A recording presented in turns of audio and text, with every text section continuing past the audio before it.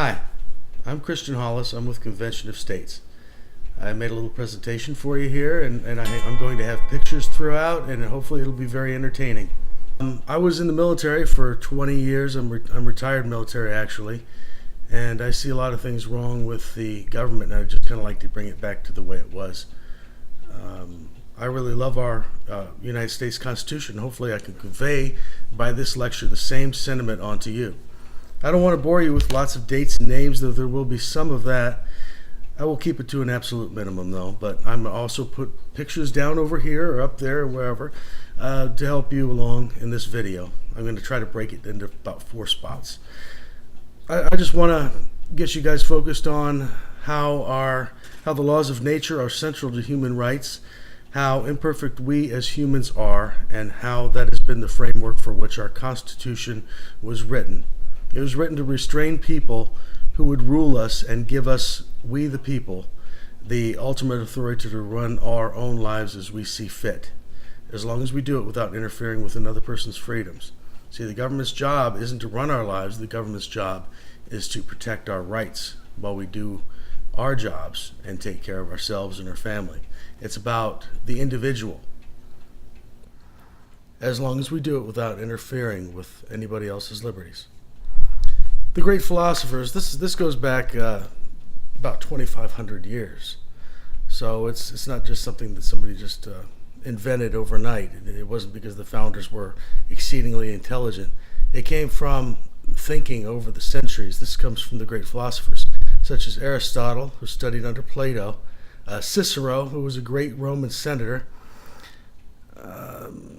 Charles de Montesquieu, a political philosopher, and John Locke, who was also a philosopher and historian during the Enlightenment period, and I'll go over some of what they have contributed to the Constitution. This is a span of about 350 BC until the late 17th century. Every philosopher worth noting has delved into these great works that these great men have talked about. Timeless discussions for days on end. And in short, Adams put it, I'm merely trying to state that down through the ages, great-minded men all shared the same principles. These same discussions were shared by men who wrote our founding documents during the early forming of our republic. John Locke, a great philosopher, who wrote at length about protecting property rights and individual liberty, was asked, and where is this fantastical place in which these ideas can be put into practice? And he said, America, because it's the only place that didn't really have anything, and it did look like a perfect proving ground for liberty. Okay, what kind of, anybody know what kind of governmental system the government describes us as having? Most people don't even know this, and they're pretty shocked to find out that it is a Republican form of government. Now, in particularly lawful or constitutional republic, so it's a republic based on laws. I'm not talking about political parties here. I'm talking about systems of government. Now, most people, when you talk to them and ask them this question, think it's a democracy. They believe this because most people talk about democracy very positively in most cases. They believe that this because most people talk about democracy very positively in private groups and describe themselves as democracies where majority rules. And everybody thinks that majority rule is always good, right? Everybody should always get what they want. Well, hopefully we'll prove that wrong today. This works great in small groups because they're small groups and everybody knows each other and they have access to everyone. So you have a larger impact on the political system that you're around. So democracy here works out the best. In a republic with a little r, there are many aspects of democracy throughout, such as voting in district elections for local government seats, congressional representatives, and issues here and there. As for the federal government, we vote directly for district representatives who will then go to Washington, D.C. and represent our district based on the will of the people, balanced with budget concerns, policy, and constitutional concerns. They are part of the 435 who represent this country on a district level. At least it's supposed to work that way. We never see half of what they do, and they write bills, vote on laws, and sit on committees on our behalf. Otherwise, we'd all be very busy running to the polls and reading bills instead of being productive and working. So we elect to send someone. If they don't do a good job according to their powers under the Constitution, such as voting, record, and listening to our concerns, they get replaced in 2 years. And that's if people who elect them do their homework and watch what their representatives are doing. We should always compare with the Constitution what they vote on or propose. As you do this a few times, it becomes easy, and records are available all over the internet. Consider Conservative Review. They have very good records. They have Liberty scores on people that you can actually look up, find out what they voted on, and find out what kind of person they are. Now, this isn't really a partisan website. It's based off of conservatism, which is actually preserving the founding principles of the American Revolution and our American government. So whoever doesn't go by those is going against the Constitution. So it's always good to go with people who, no matter what they call themselves, normally it's going to be a Republican. You're not going to find any in the Democrat Party right now, but you're going to find that some Republicans are just like the other side, and you can't listen to them. And that's what Conservative Review is for, to let you find out who's who in the zoo, right? Let's see. The Senate is another story. I haven't talked about them, but I'll try to discuss them a little bit at the end of the story. The framers of our government all spoke very badly about direct democracy. Benjamin Franklin described it as two wolves and a sheep voting on what's for dinner. It's the tyranny of the majority, or as Aristotle coined the phrase, mobocracy, or mob rule. This kind of government is not rooted in natural law. It's rooted in whatever the majority want because the majority voted on it. Think about it this way as an example. Let's go back to the Old West. I saw a video one time that gave me inspiration for this. I forget where it came from, but it kind of had this story in it. Say you have a criminal that's on the run after some villagers accuse him of shooting, let's say, a farmer. The villagers form a posse and go off on their own and hunt down this individual and enact their justice. Well, democracy's won. They've hanged him, or they've shot him, whatever they want to do with him, right? Now, in a constitutional republic, we have what's called a sheriff, the guy that knows what the laws are, and he's there to enforce all these laws. So he gets in there and he says, well, no, this guy does have some certain rights that he's afforded, and we are going to protect those rights. We're not going to just hang him.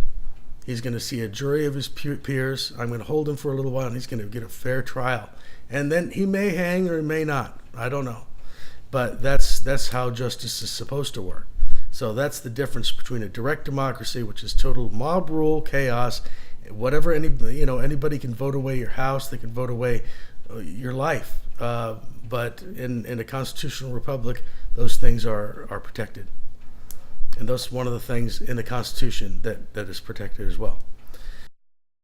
What I wanted to talk about now is the political spectrum. I'm going to put it up on the screen right now.